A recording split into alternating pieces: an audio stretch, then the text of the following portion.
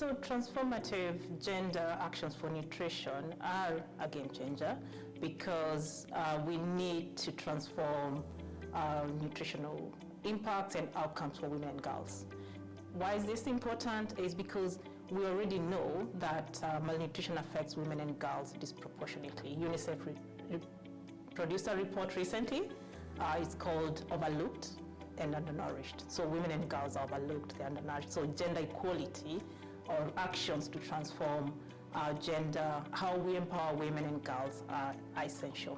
So these actions need to be we need to be looking at transforming malnutrition for women, starting with a gender perspective as a starting point. All right, so we need actors coming around this idea that to get nutrition for women and girls where it needs to go, we need to empower women at personal level, at household level, at community level, and at institutional level. Now, I'll break this down for you. So what we are saying is that, with 1 billion women and girls affected by malnutrition, that's a big number, and we must do something. So what can we do at a personal level, at a household level?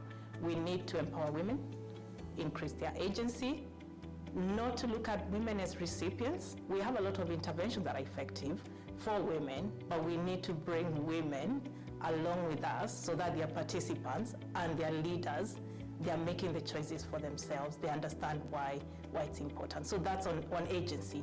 But alongside that, it's also improving their income and their income earnings, so that they have choices on accessing nutritious diets, services, etc. At community level or social level, it's about impacting the environment around women. So this will be changing harmful social norms, things like preventing child marriage for adolescent girls, ensuring that women are not burdened with work. There is sharing of burden of work, child caring at household, at community level, and that's understood. We're transforming perceptions, practices around what women can do and should do. Then the other level is the institution, and this is where you bring in services.